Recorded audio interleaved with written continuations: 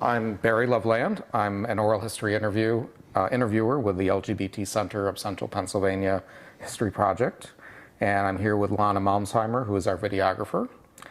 And today is November 10th, 2014, and we're interviewing Richard Twaddle at his home here in Carlisle, Pennsylvania. Rich, do I have your permission to videotape the interview with you for the History Project? Yes. Okay. And then we have a consent form, which I gave you to look at, and I'll ask you to sign that at the completion of the interview. Okay. And at any time, you can decide if you wish to place any restrictions on the use of the interview.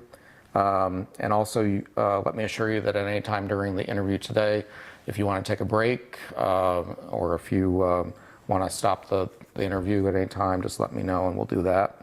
Okay. And also, you can decline to answer any question if you so choose. All right. Okay. You want to check that? There we go. Okay.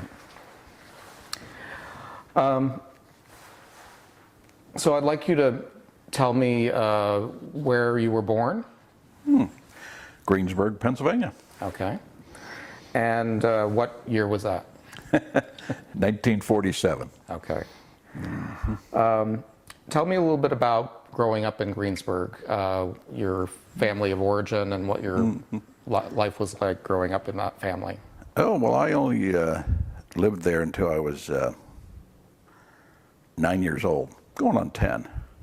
I came from a broken home, you know, and so forth. So myself and my brother and my youngest sister all ended up at Scotland School for Veterans Children, you know, down here in Scotland, Pennsylvania. Oh. And so, of course, after graduating from Scotland, I stayed in this area rather than go back to Greensburg, you know, which is out in Westmoreland County. And so I graduated from Scotland in 1965. Went to college for a year, dropped out of that. Then I went into the old Manpower Training. Remember Manpower Training Act? Many years ago, where they would train you for jobs and stuff. I signed up for that. That's how I got to Harrisburg. And I was going to school out at, what is it, Cedar, is it, the one that's on the East Shore, I think it's Cedar Crest. Okay. Yeah. But anyway, they had a vocational school out there, and in the evenings, the training I went for was held there to get to vocational school, and I ended up getting hired by the guy that was teaching the school because he had a shop, you know, radio and television repair, that type of thing. So I ended up living and working in Harrisburg for 5 years. I was there for the Great Flood, Agnes. Luckily, I lived up on the hill at the time, so I, looking down on the flood, you know, perfectly fine. Then in 1872, I started working. I got a job here at the phone company and started working here in Carlisle, and moved here. Lived in a couple apartments, and then I bought this place in 1977. Lived here ever since. Mm-hmm. Let's go back to. Let me interrupt one minute. Talk to him, and don't worry about me. The reason being, that's what we expect in an interview. We expect you to be talking to the interviewer, not to the camera. Oh, yeah. I'd like to go back to the Scotland School and find out a little bit more about what your experience was like there. I guess it was probably decent. You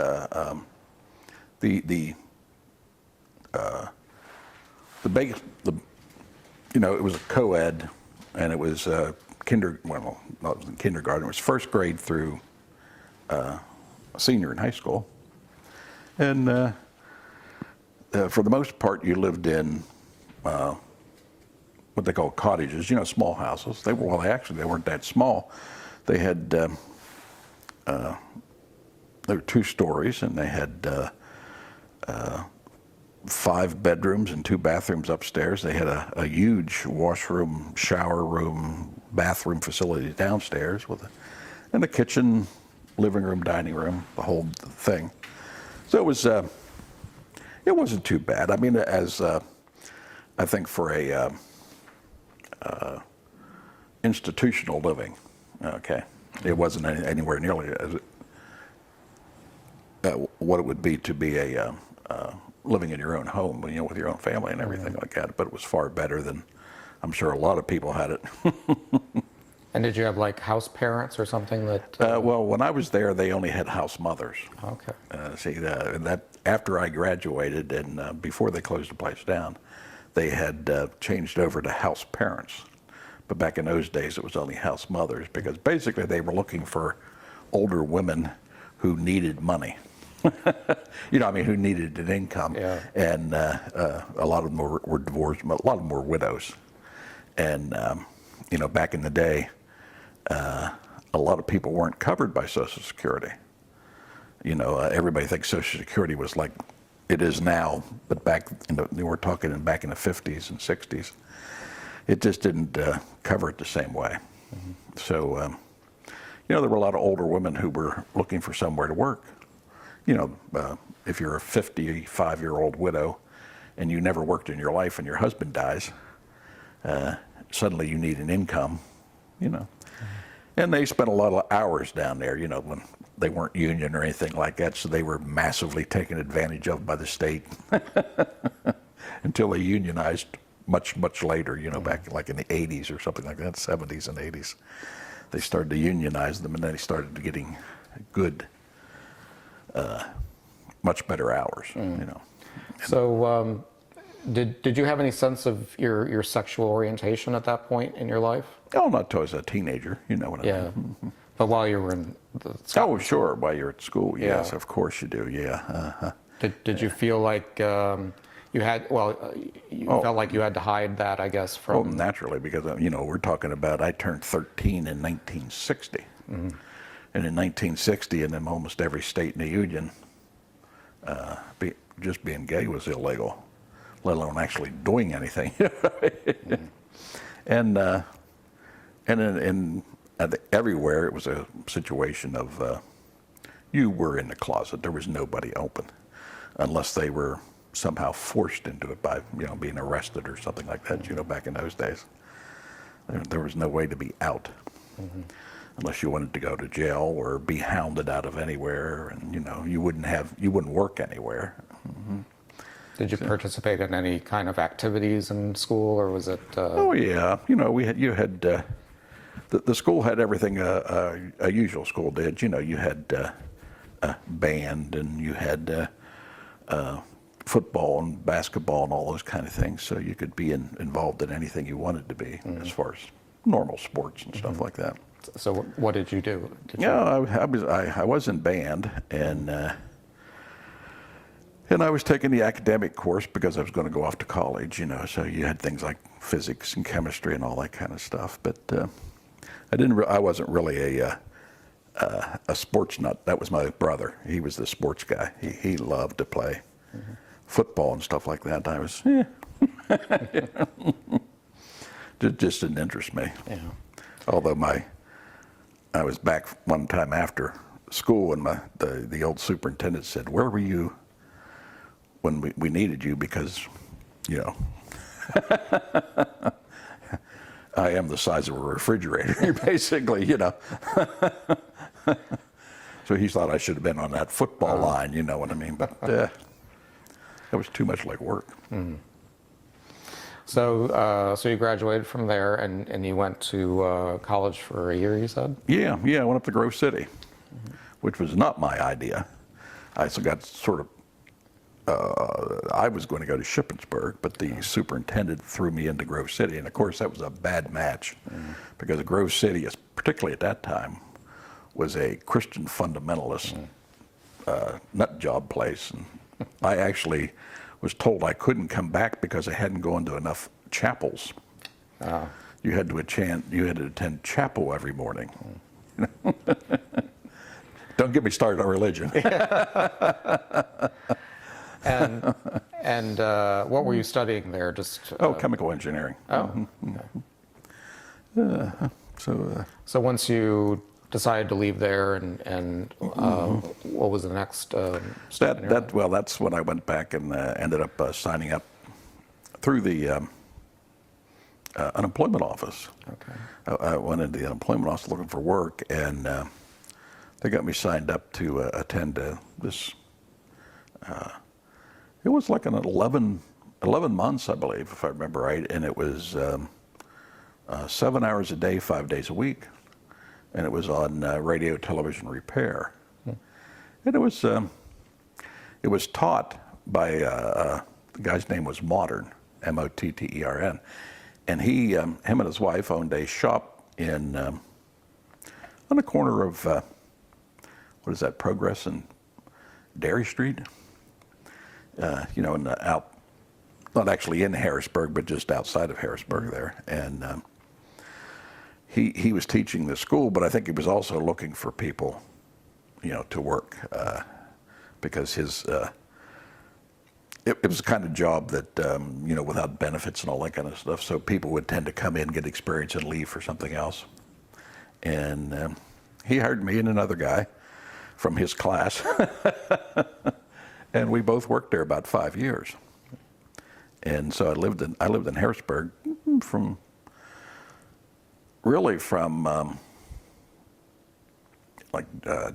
February of '67 until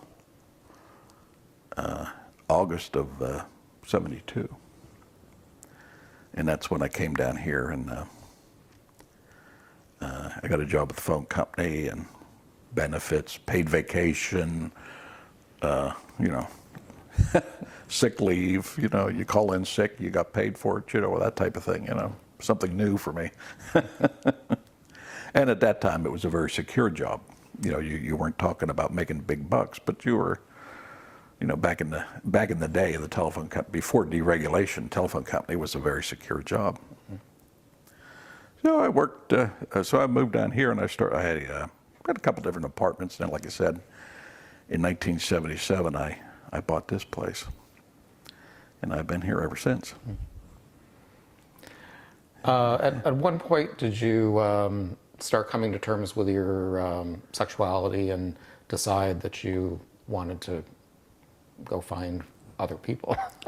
Oh, well, I never had a problem coming to terms with it. You know what I mean? I didn't agonize about being gay. I knew I was gay, that was it.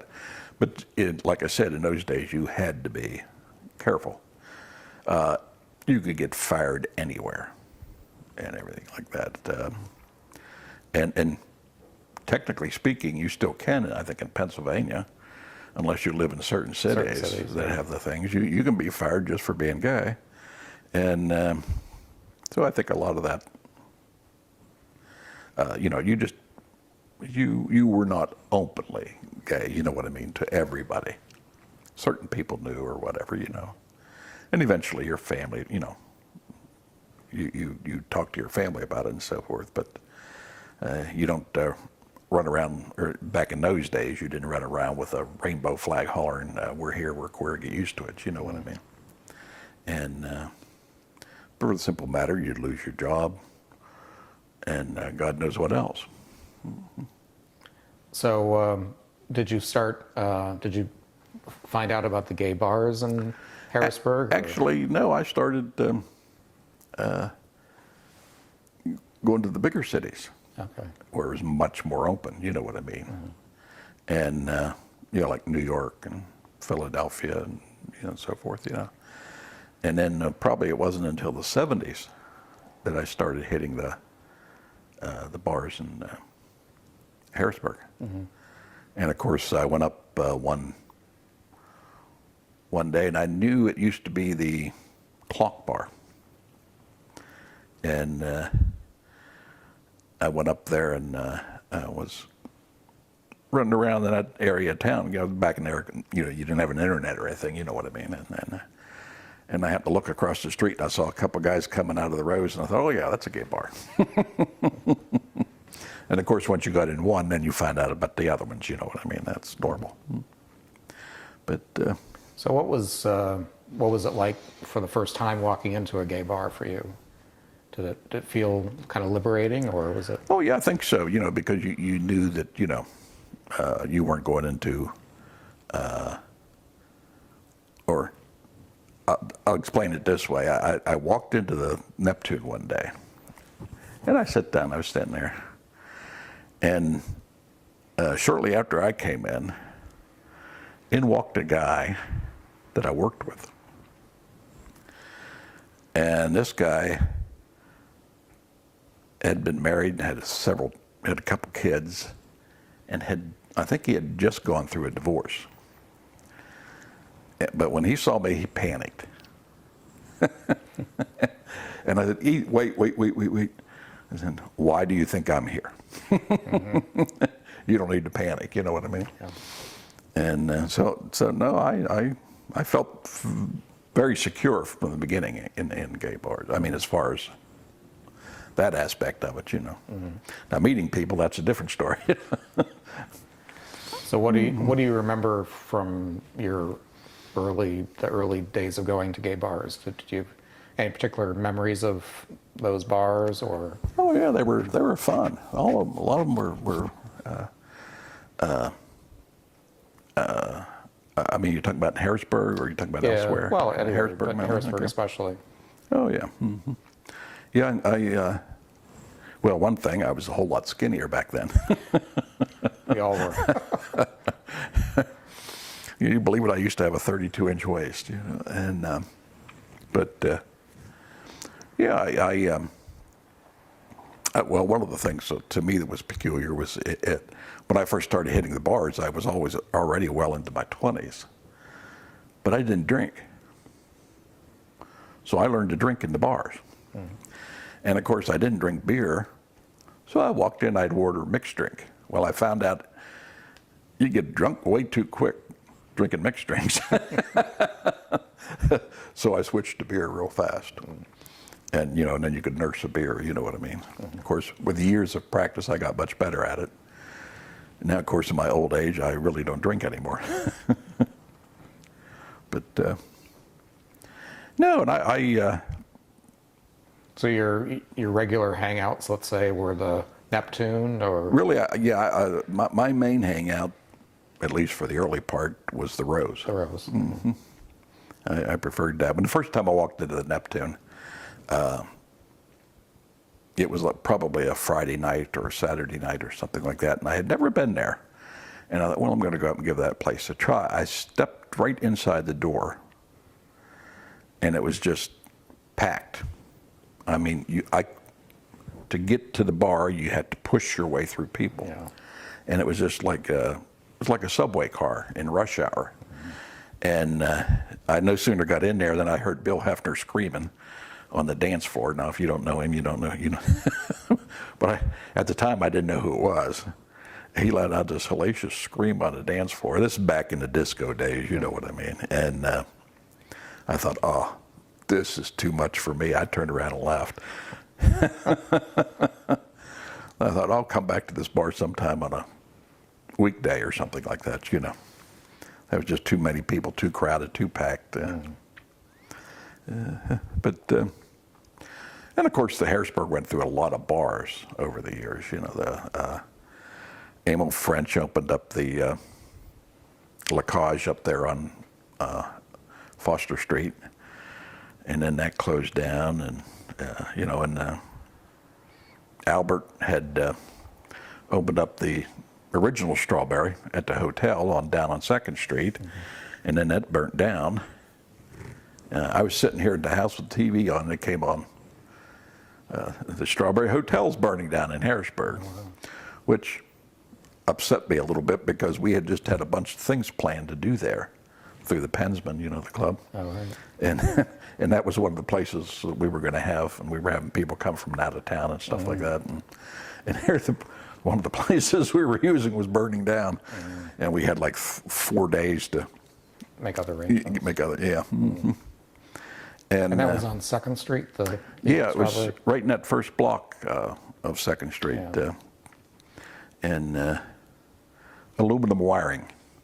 He had gutted the place and redid the whole thing. It was a really nice bar, and it was deep. You know, it was really deep in the building.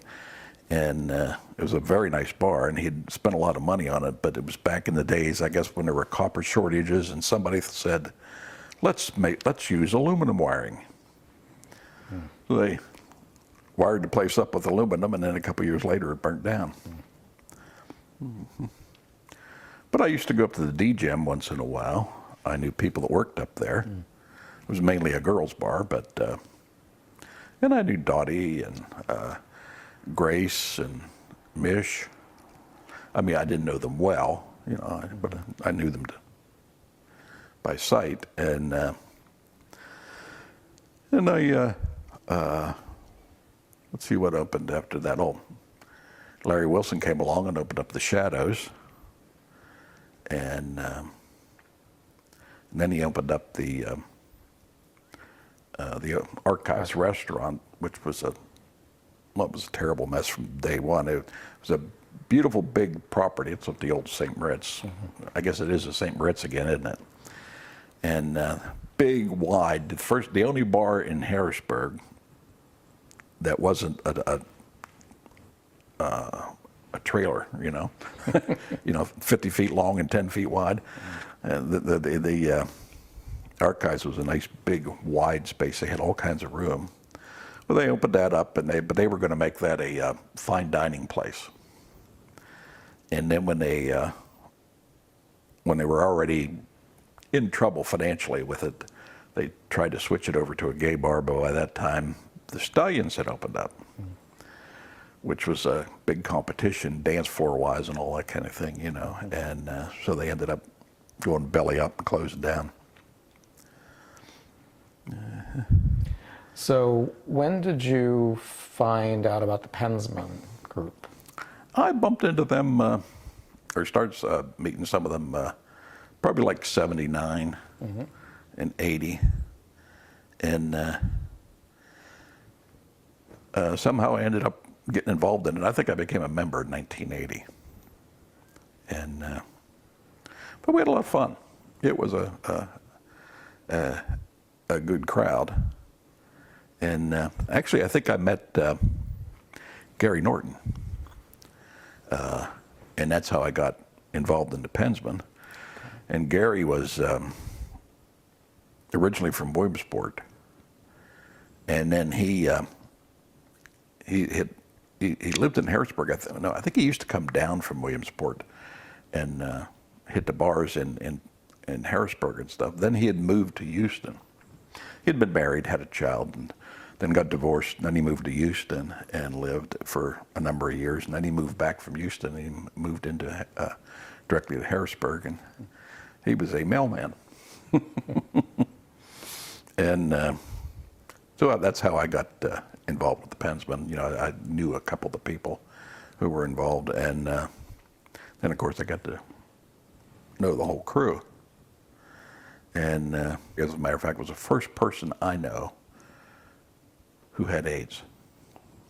And he died in 84, which for Harrisburg was fairly early. Yeah. He was the first person I actually knew that had it. You know what I mean? I have a picture of him here somewhere. And but I got to meet. As a matter of fact, I was looking at one of the older pictures of the group there, and I was going, dead, dead, dead, dead, dead, dead, dead. You know. But most of them weren't. You know, there were some with AIDS, but a lot of them were just like a heart attack, cancer. You know? I'm getting up in years. You know? So what was the group like back when you first joined? Was it a fairly good sized group? No, actually, it had started in '76, as I recall, and there was. You got all kinds of stories, you know, and you never know what to, you know, any organization, there's always somebody to bitch. and everybody has an opinion, but nobody wants to do anything, which is one of the reasons I don't join much anything. And but it had actually, the club had fallen on sort of hard times. It had a much larger membership, and then the founding president had moved out of town and moved to Washington, D.C. or something like that, and half a dozen of this one quit, but a bunch of them had quit before and everything, and the club was actually quite small. And so that we had started to, I think when Gary came back, he's the one that got really interested in the club and everything, and he started recruiting, for membership. But it was a lot of fun. I enjoyed it. And it was mostly a social group, or was it also have other purposes? Yeah, mostly fun and games. It was what it was supposed to be. Yeah, we would on occasion, fundraise for like SCAN and things like that. You know what I mean? We'd have fundraisers for them or something.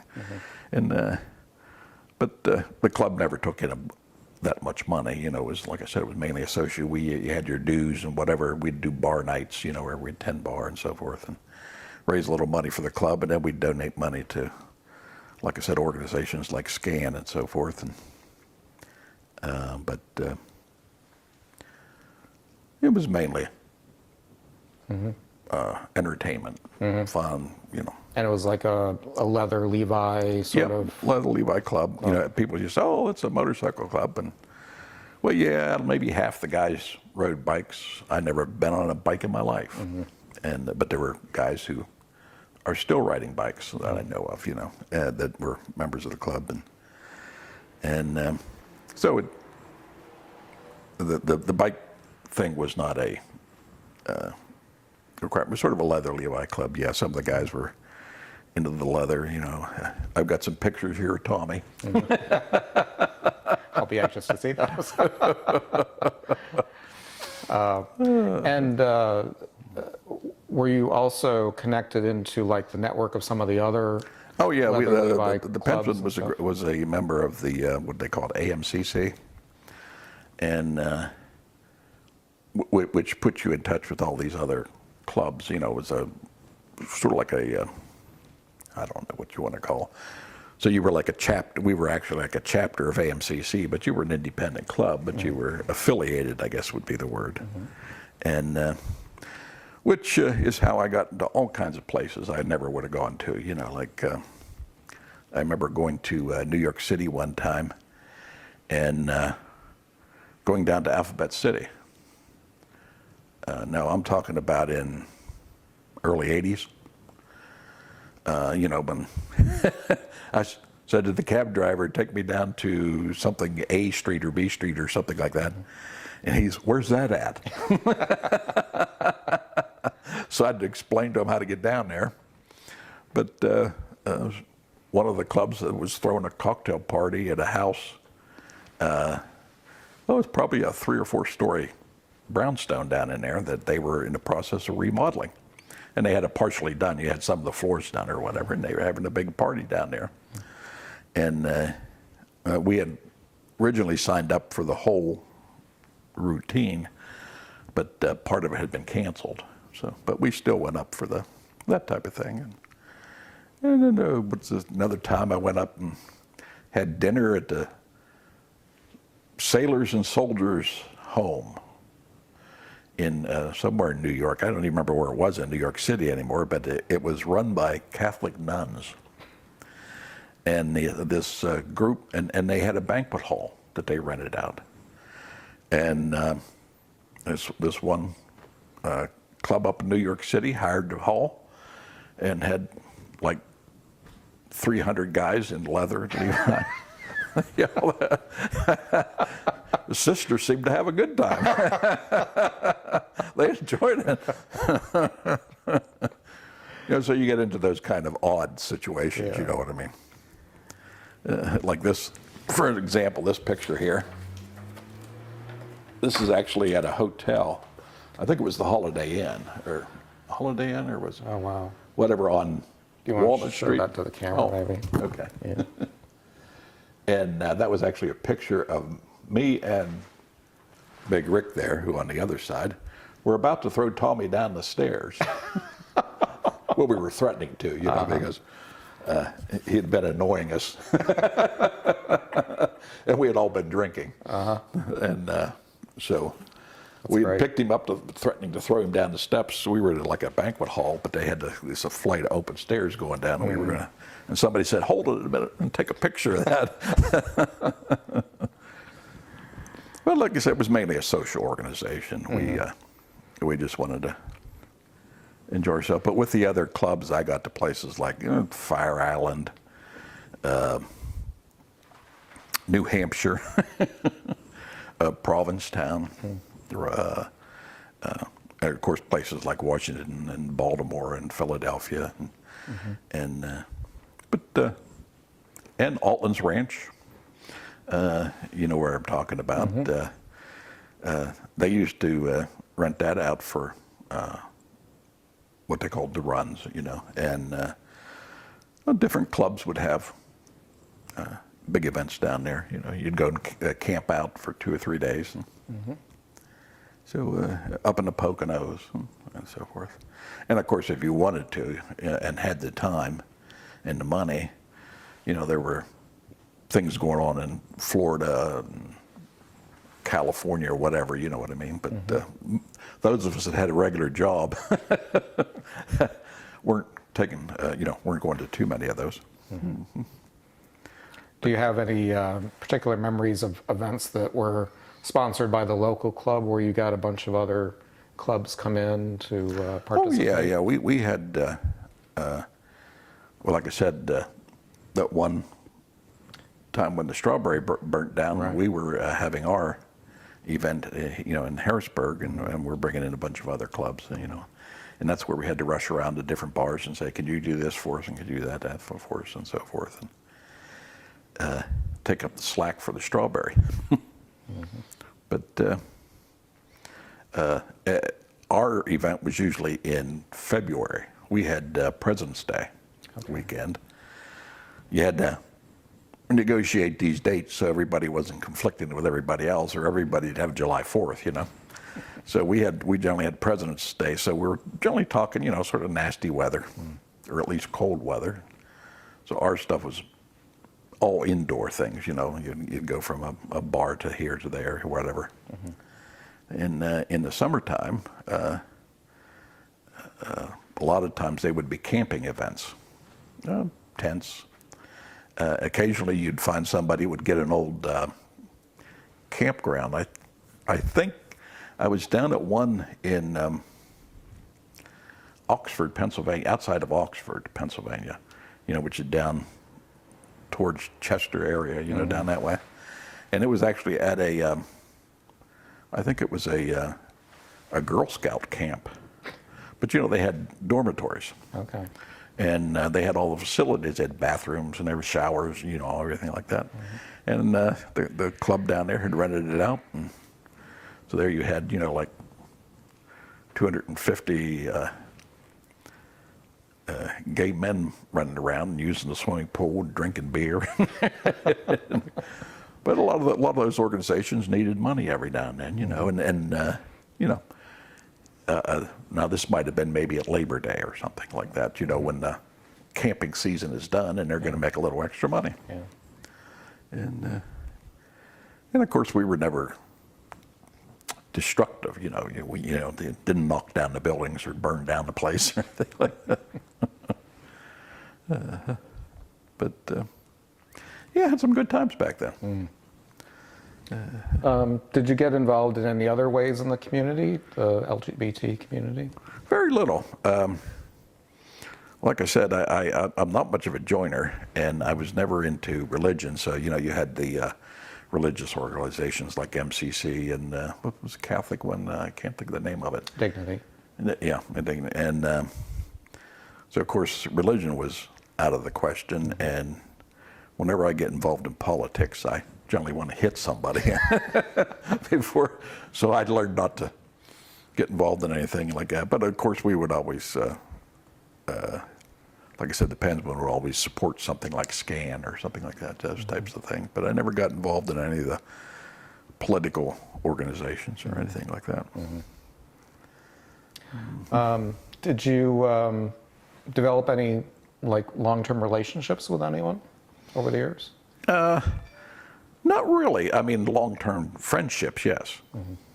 But no, I never did really. I had several, I guess what you'd call exclusive relationships over the years, but they did not last. Okay. But although I've had friendships, that have been going on for 40 years, you know what I mean? So, but no, I never got that deeply involved with anybody, I guess. But Are you still involved with Pensman Group? no, I had dropped out back in the 90s. At the time, my mother was getting pretty bad health-wise, you know what I mean? And I was taking care of her and working full-time. And I decided, I can't do it all. And so I'd sort of dropped out. I dropped out of that because it was getting too much to, try to carry on a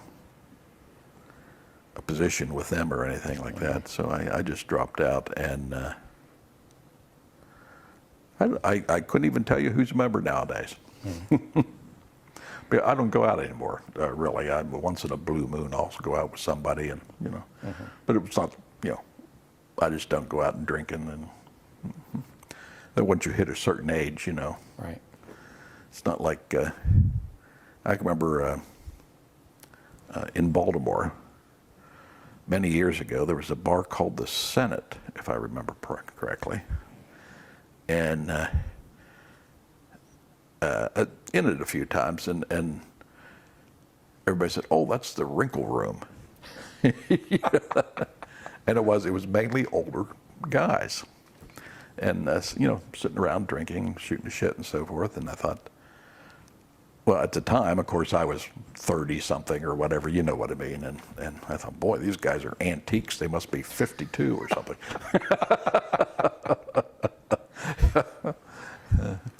But there's not, most of the bars do not cater to anybody older. There are a few bars in larger towns, that cater to older guys. But generally, what you find is it's older guys who are looking for young men, and it's sort of an iffy situation, and I'm not really interested. I would like to have a nice, quiet bar somewhere where you could go and have a drink or something like that, and sit down and talk. But those do not exist. Even back then, they didn't exist, you know what I mean? One of my biggest complaints about the bar scene was the level of the volume of the music and everything like that, But, which is one of the reasons I really used to like those runs we had, the outdoor ones where you're camping out. At least if you wanted to, you could wander off over here. It's quiet. Maybe over here it's noisy, but over there it was quiet or whatever.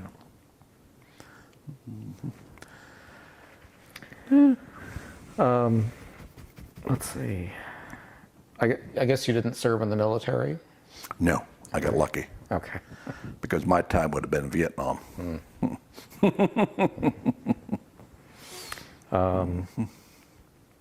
And let's see.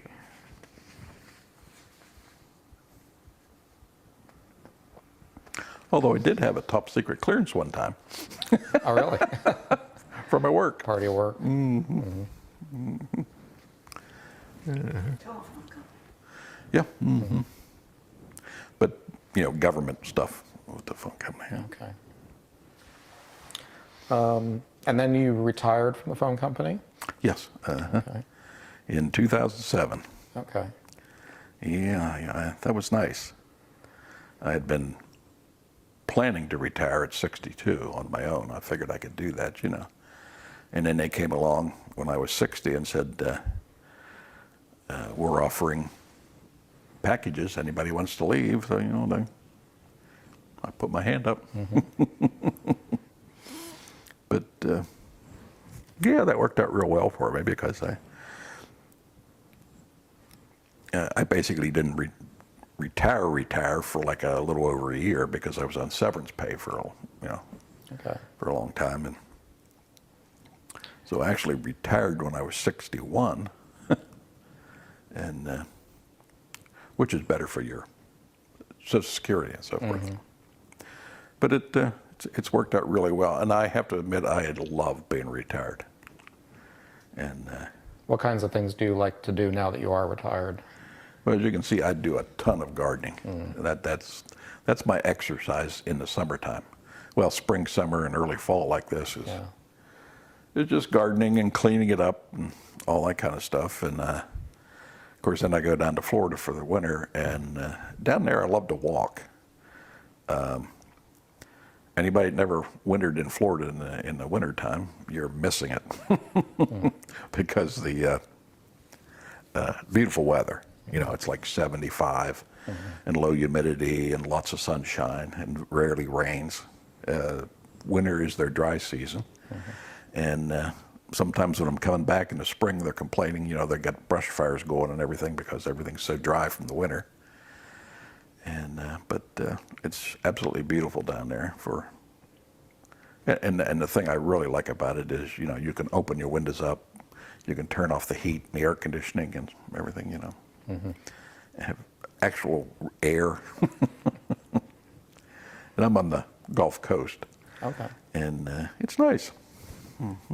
And do you? Now, I'm not in a spring break area. Okay. You know, I'm right there at Charlotte Bay, which is like between Tampa and Fort Myers, or Sarasota and Fort Myers. Okay. And so it's just a middle class area without any spring breakers, and without any major resorts or anything like that. So it's a lot nicer for somebody like me that wants a quiet.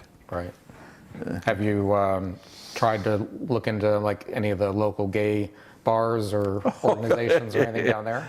Yeah, I had a friend came down, and a younger friend, you know, somebody was, said, what's the action here in town? I said, well, I'll show you. I had looked them up online. There are actually 2 little bars there in town. And God, I think, well, if you cut my living room in half here, you know, you got the size of those bars. And they're little, one was Charlotte's Web, and what was the other one? Pulse, I think was the name of it. And they were both very tiny and almost nobody in them. They open up at 7 o'clock at night. And so at like 7:30 we stroll into the one, and there's nobody there but the bartender. So they're not very, you know, it's not like that. Now if you run over to Fort Lauderdale or Tampa even. I did, I even ran to, we took a trip down to, a couple friends took a trip down to Key West the other winter, and God, that town's a blast. It's a lot of fun. But like I said, you know, I don't drink much anymore. I don't hang out in the bars and stuff like that. But it's nice to see some of this stuff you have after you've been hearing about it for 20 or 30 years or whatever. But yeah, I had friends that used to run down to Key West all the time, you know, back in like the 80s and like, you know. And you just think, oh, it must be nice. But I never, I'd rather be somewhat close to home, you know what I mean?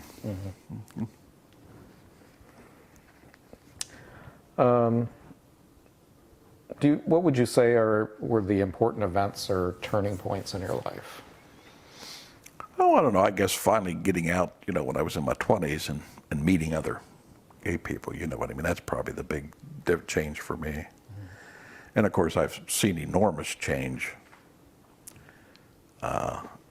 in society in general, you know what I mean? I mean, I can remember when I was back in the 70s, when I started going to the bars in Harrisburg, I was absolutely amazed at the number of guys, young guys, who had left wherever they lived and moved to Harrisburg. And some of them had ambitions to move like to Philadelphia or to New York, and did, or Washington, D.C. or whatever, because they couldn't live in the little town that they were born in. And but they could say maybe move from Shamokin down to Harrisburg and then they could basically live a fairly open life among their friends and so forth. And you don't see that anymore. That doesn't happen the way it used to. Now those young guys stay where they were, you know, and they socialize where they are, and it's things have changed quite a bit. Quite a bit. I mean, let's face it, gay marriage, really, you know. Yeah. Mm-hmm. I know some of my friends have been getting married. Mm-hmm. I think, and some of them will have pictures in this pal. Do you want us to talk with you about the pictures? Oh, Yeah. well, you want to see? I'll show you those. I'm not sure. Some of these pictures. Have you heard of Hillside Campground? Oh, yeah. And you remember Horace. Yes. Here is Horace dancing at Hillside. You can tell when the big polka dot, the big polka dot hat, that's Horace. Oh, okay. Horace just recently died. Yes. Mm-hmm. Can you get that, or you? I'm gonna hope we're gonna get copies of this. Oh, yeah. Are you going to donate any of the materials to us, or are you? Oh, can you copy these and return them? Yeah. Yeah, that would be fine with me. But I mean, this is like Hillside Campground. All this whole thing here is Hillside. The only thing I'm leery about with some of these is I'm not sure how some of these people would react to their pictures. Oh, You know, that's not the first concern. Yeah.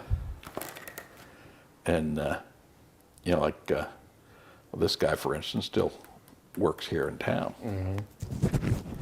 And you know, it depends on what you're planning on doing with those. Well, maybe what you could do is sort of pull the pictures that you feel are okay to share, Okay. and then we'll just copy those, and that way there won't be any. Hey, here's pictures of one of those runs up on Fire Oh, Island wow, at Cherry Grove. that's amazing. And oh yeah, this. I guess that's what this all is here.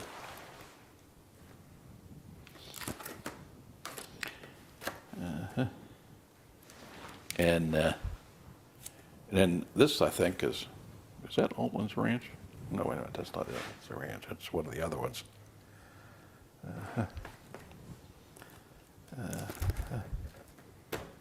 Yeah, this is the place. This is in the Poconos. Okay. What time period are we looking at here? Oh Lord, that's one thing I'm really bad at. A lot of Oh, times I I did not understand. put the dates on these things. This is Well, probably probably the still the 80s. Yeah. That this is, yeah, and that was too. And like these two guys are both dead. And we were doing Friar Tuck, in case you were wondering what's going on there. But then this is Gary. Gary now lives in Florida. I don't think Gary'd give a damn. He just got married, so he wouldn't give a damn. But Yeah. he did this routine where to divorce. He would do a strip tease to divorce, D-I-V-O-R-C. And that was it there. Oh God, some of these faces, when I see them, people I haven't seen in years, and some of them are dead, and some of them are just moved out of state. And here was a scan benefit. I think that was at the Stallions, Okay. as I recall. And as you can see, there's a considerable amount of drag going on there.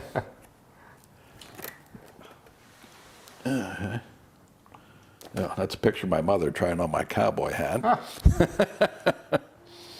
Where in the world was this? Oh, this is back up at Hillside. Because I remember what's his face with his tractor.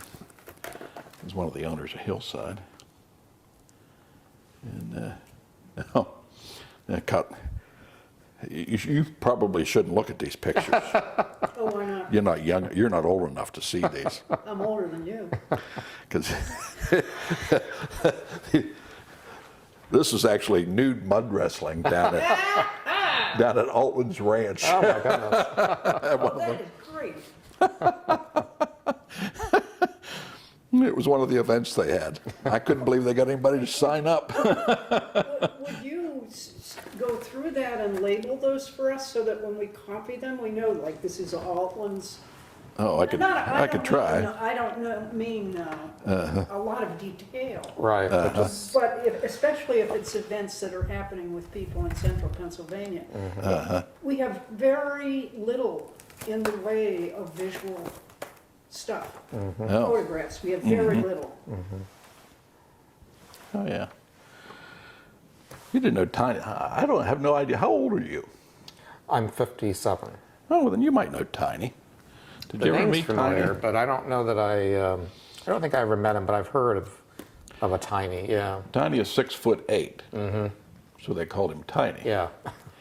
And of course, he was a skinny 6'8", so he's like his being Paul. He died here just the other year. They dropped dead with a heart attack. He was younger than me. And but I've got somewhere in here I had the one I was going to show you with the. Oh, that was a Christmas party for the Pensmen when one of the guys was playing Santa Claus. So we got, Santa Claus people sitting on Santa's laps getting. Right. Did you know Larry Kunkel? I know the name. Yeah, okay. That was Larry. He was at our party, and some of them. That's Guy Searfoss and Phil Simone and Gary Giltz, and But some of these people. But here's one of the old pictures. It's in black and white. Oh wow. There's Chris Lefevre. He was a Mr. Harrisburg. We used to run a beauty contest. Do you remember what year that would have been from? Oh Lord, it took place at the archives. That's where that took place. Because So it must have been the 80s. probably I remember I met Chris. I was there early one day to meet some people. Probably he was one of them. And Chris was diabetic, juvenile diabetes, and he had been very, well taken care of at home. But once he got out on his own, he was a little, screw it. I'm going to drink beer or whatever, you know what I mean. And at the time I met him, at the time this picture was taken, he had started to lose his eyesight. And of course, I had just walked into the place, and he came in shortly behind me and said, "Where's the men's room?" And of course, I'm looking right at the men's room sign, and I thought to myself, "What are you, blind?" Luckily, I didn't say it. But he won the contest that year. But yeah, there's Tiny, as you can see. Okay. And this is the founding president, Jim Lawler. I'm down here. And let's So this see. was like a Pensman group picture? Or? Yeah. Yeah. So it's basically dead. Wow. But 3 AIDS and 2 non-AIDS, so, Yeah. And there's another picture of the same group of people, I guess. But yeah, That's but neat. that goes back a ways. Yeah. And, but it,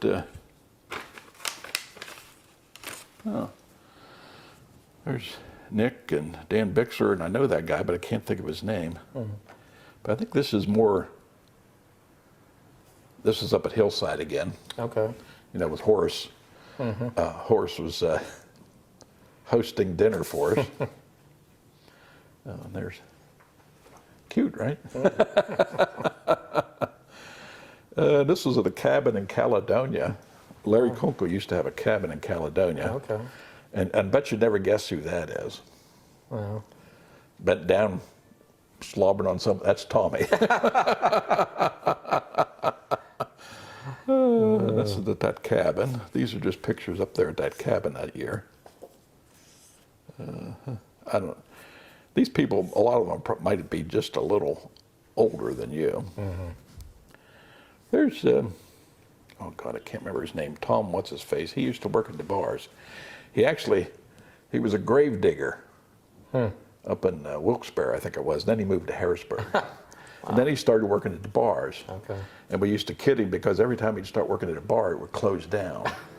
Like he started working at the VIP. Remember that in Strawberry Square, and it shut down. Oh, yeah. Oh, guess who that is again? That's Tommy. Hey, Moonin. Mm-hmm. Oh God, yeah. And this is, I think this is in somebody's backyard. That might have been Little Rick's place. I'm not sure.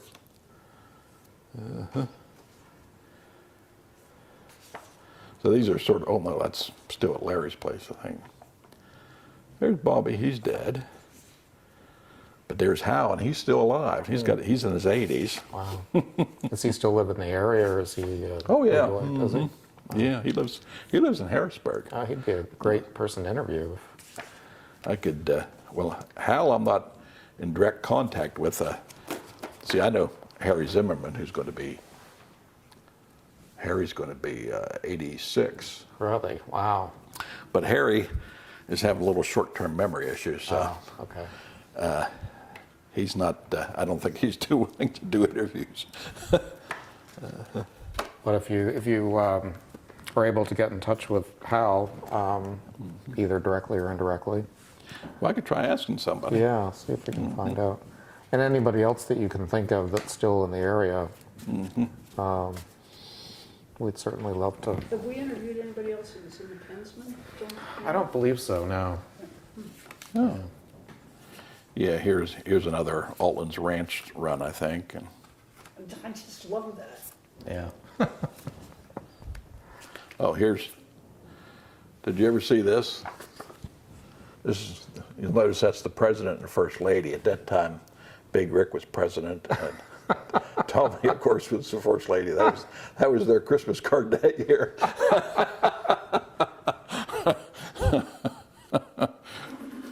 Let's see if we can get to that.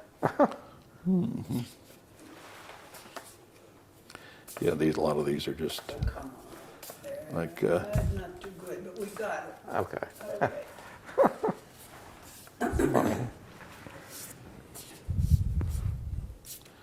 So there's more, just more of these pictures from Scan and some of the runs and so forth, that type of thing. Yeah, anything that you'd be willing to. I mean, Sure. that's basically what I had was the stuff that was like, these runs and some of the events because Do you still have any artifacts from your? Oh, from the Pensman, yeah. Yeah. Mm-hmm. This is all I have anymore. Well, you know what that is, of course, it's the bolo tie. Yeah. Oh, that's great. And a belt buckle. Wow. Neat. And a pin. Mm-hmm. I used to have a whole collection of those pins, clubs all over the place. You can get them. And of course, I guess they went the way of most of the other stuff I got rid of. Mm-hmm. Do you want to donate these, or do you? No, sure, you can have those. Oh, yeah. Great. That's wonderful.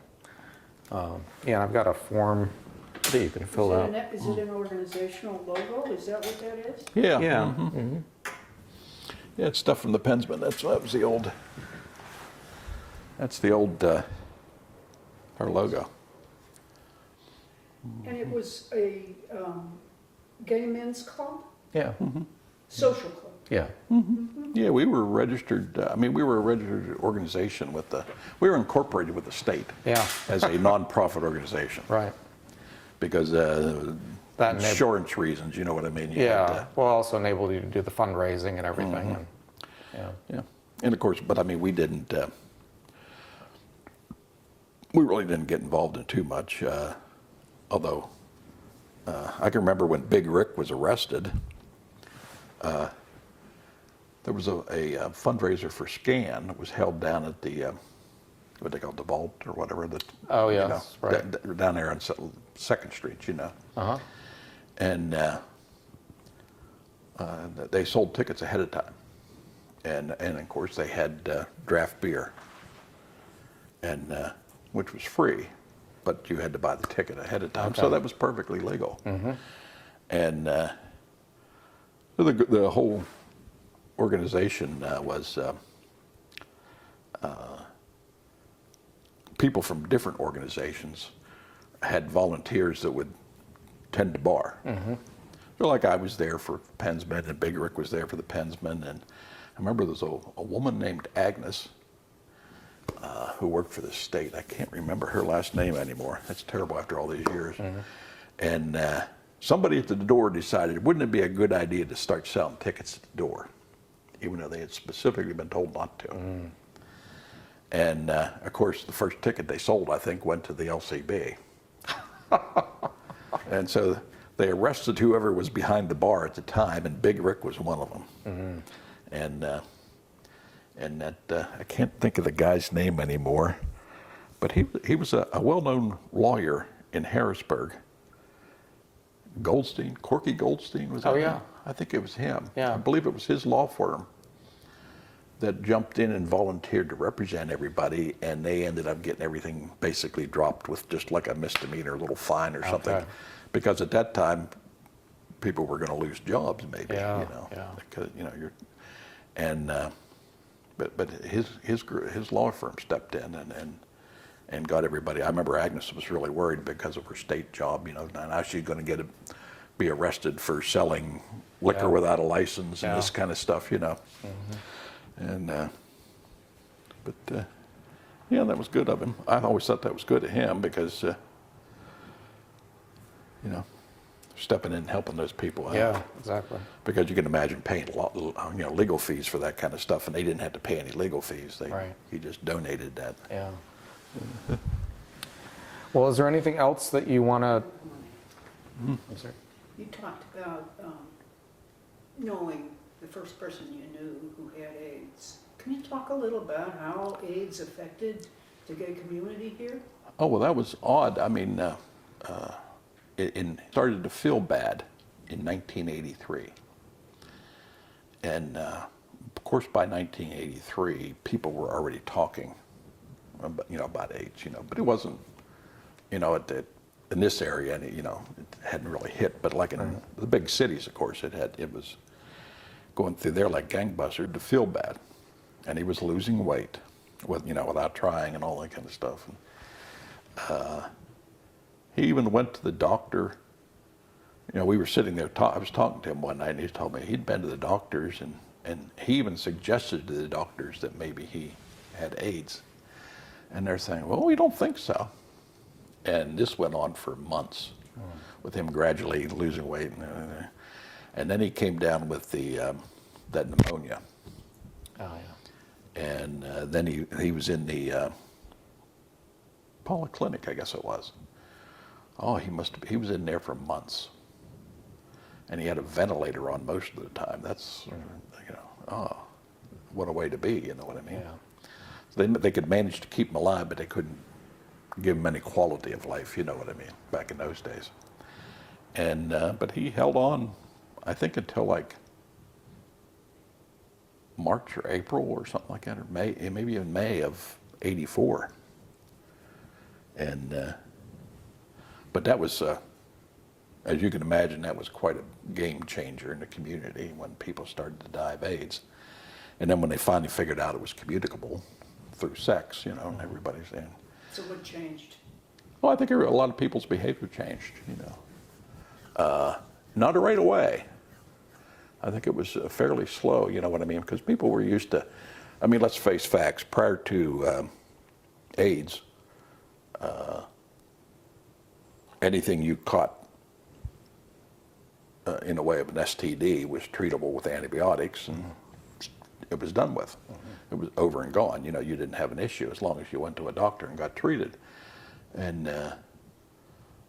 Now suddenly you had something that you didn't recover from. And so quite a few people died in this, in this area. I mean, you didn't ever saw much about it on the news, but like I look at some of these group pictures and I say this one died from this one died, and this one died, and this one died. Of course, then you started. If anybody died of anything, I've had people tell me, "Oh yes, he died of AIDS," and I knew damn well he didn't. I knew what he died of. Somebody I knew. Like one friend of mine had colon cancer, and died from colon cancer, and he had operation, and had the temporary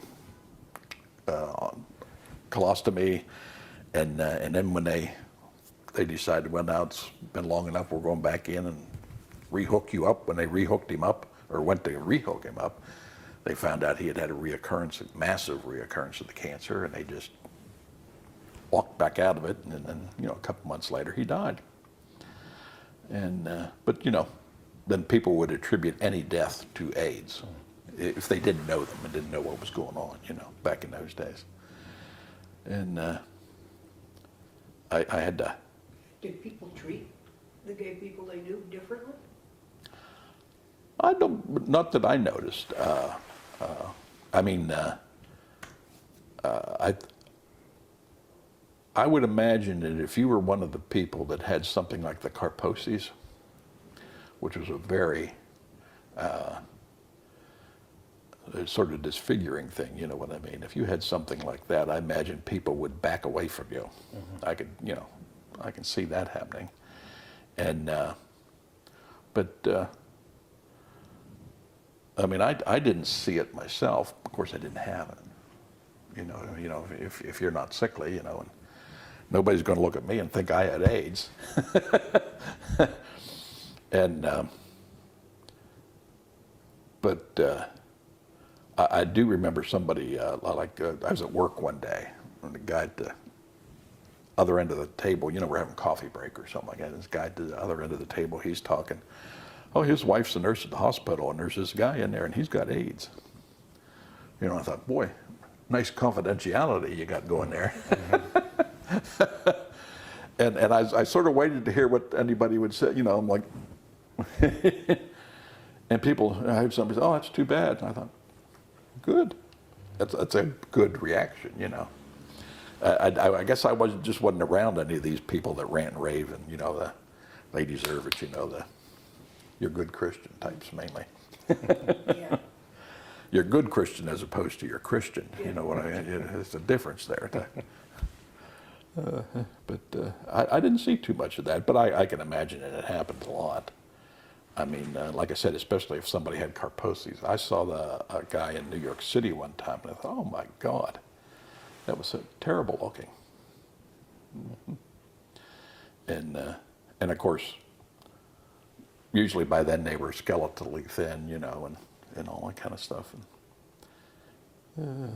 But no, AIDS, I think it changed behavior a lot in the gay population, But What changed? Casual sex, certainly dropped off, and particularly casual sex without any kind of protection, because it didn't take people long to figure out if you're using condoms, you're in pretty good shape. And but it had that effect, that kind of effect, and of course I think it had a political effect in the both in the gay community and in the right-wing nut job community, Because I was telling you, I had those T-shirts from ACT UP and so forth. That was they used to sell those as a fundraiser for themselves, and I had bought a great big box of them, and then we would sell them, in the community and so forth. And but I still had a selection of them. You know what I mean? And and then you also had the right-wing nut jobs. This is God's punishment for your Pat Robertsons of the world, that type. But that, I really have to say, I did not see that manifested publicly in this area. You'd see it all the time on television and other places, you know, like, particularly in the South, you know, the redder-necked areas, but you really didn't see it around here. Which I was. People too polite, or people too polite? I think that was part of it. People in this area are, for the most part, not all parts, but most people in this area are fairly decent. Even the, you know, even your religious people, you know, your Lutherans, your Methodists, your Presbyterians, etc. You know what I mean. I'm not talking about your church, what's happening now. You know, the self-ordained ministers and all that kind of crap. But the people in this area, some of them may have thought it, but at least they weren't out screaming it on the street or something like that, you know. And I never noticed any issues at or around the bars, you know what I mean? Although I will tell you a little story here, real quick. Friend of mine, known him forever, known him since 4th grade. Know him, his wife, his children, everybody. He tells me the story one time. He was just out of high school. He was like 18, 19 years old. And a couple of them were out drinking, 2 or 3 of them were out drinking. And this one little clown I know who he was talking about. He's some guy's about this big, you know. We ought to go to Harrisburg and beat up some queers. So they drove up to the Clock Bar. That was back in the, you know, like this is probably late 60s. They drove up there and they pulled cars from what at the time I think was the Clock Bar, or it might have been the 400 Club, I'm never sure, and later became the Rose. But they pulled up and parked there, and about that time, you know, while they were in there, we'll wait till they come out and then we'll jump them. And out came 3 or 4 guys wearing leather jackets, boots, jeans, and these were like big beefy guys, you know. Bill said he looked at the guy looked at him. They started the car and turned around and went home.